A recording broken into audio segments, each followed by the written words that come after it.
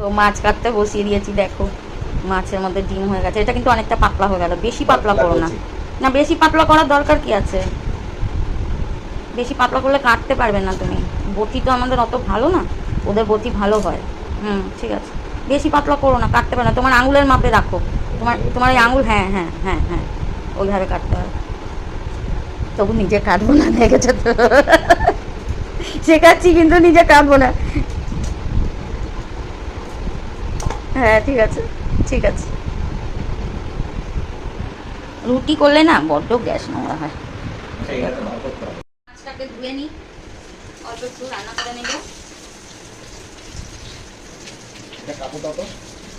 এই তো একটু আমরা কলকাতা থেকে টাটকা মাছ খেতে পারবো? একদম না। যাই হোক, আজকে এনেছে। মাছটা খুবই যে টাটকা তা নয়, আর বড় মাছ এখানে একদম টাটকা পাওয়াই যায় না। বড় মাছ মানেই সেটা নরম। ওকে, চলো এবার রান্নাটা করে নিই। তো দেখো গ্যাসে বসিয়েছি কড়া, সর্ষের তেল দিয়ে, আর সর্ষে আর কাঁচা লঙ্কা দিয়ে ইলিশ মাছটা রান্না করবো। তো সর্ষে আর কাঁচা লঙ্কা যে আমি ভিজিয়ে রেখেছিলাম, তো নিচে ধুয়ে আর নিয়ে নিচ্ছি মিক্সির বোলের মধ্যে। একটু ধুয়ে নেওয়াই ভালো। তো এবার এটা আমি বেটে নিই। তো দেখো তেল একদম গরম হয়ে গেছে, মাছটা ভেজে নেব।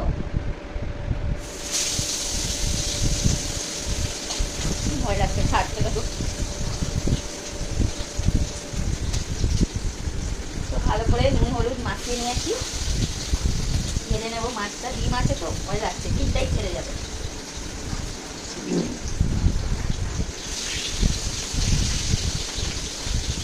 তো অনেকে কাঁচা মাছ পছন্দ করে, কিন্তু আমার ভালো লাগে না, আর আমার হাজব্যান্ডও পছন্দ করে না।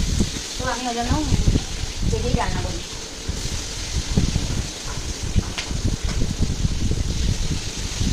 তো দেখো মাছ প্রায় ভাজা হয়ে গেলে আমি কত সহজে রান্নাটা করবো সেটাই দেখাবো।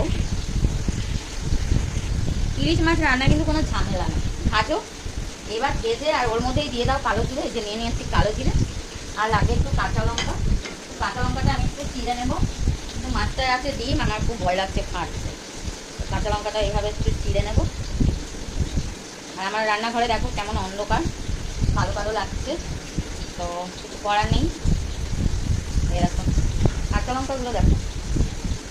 ওকে, তো মাছ প্রায় ভাজা হয়ে গেছে, গ্যাসটা কমিয়ে দেবো। তো কিছুটা মাছ আমি ভাজা তুলে নেব, আর দেখো কেমন থাকছে, আর কিছুটা রান্না করবো।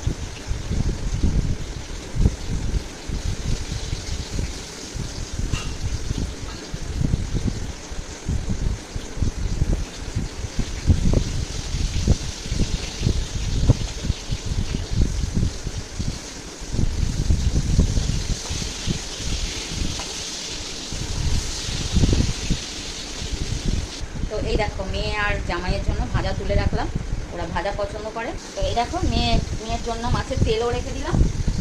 আর এবার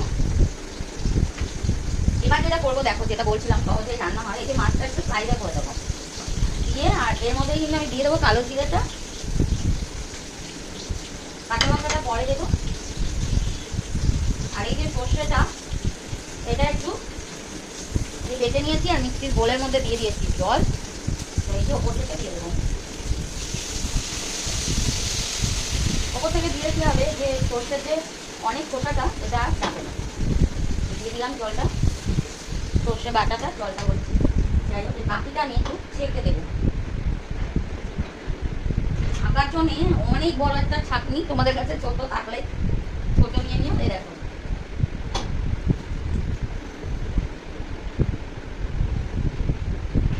এইভাবে একটু ছেঁকে দিলে কি হয়, এই যে এতটা খোসা, দেখো এটা গেল, দেখতে পাচ্ছ, দেখাতে পারছি তো, এটা ফেলে দেবো। তো আর কিচ্ছু না, একটু হলুদ দেবো, আর দেবো অল্প নুন দিয়ে দিলাম একটু, আর দেবো এই কাঁচা লঙ্কাগুলো। এই দেখো দেখাই যাচ্ছে না অন্ধকারে, ঠিক আছে, এই দিয়ে দিলাম কাঁচা লঙ্কা। তো কিছুক্ষণ ফুটলেই রেডি হয়ে যাবে। মাছের ঝোল। তো দেখলে কত সহজে রান্নাটা হয়ে গেল। এবার এটা আমি একটু ফুটিয়ে ঝোলটাকে একটু কমিয়ে দেবো। আর এই যে ডিমটা আছে না বড় বড়, এটা একটু সিদ্ধ হবে, তো একটু গ্যাসটা কমিয়ে দিচ্ছি কেন ডিমটাও সিদ্ধ হবে। তো চলো এবার তোমাদের দেখাই কাছ থেকে মাছের ঝোলটা ঠিক কেমন হচ্ছে।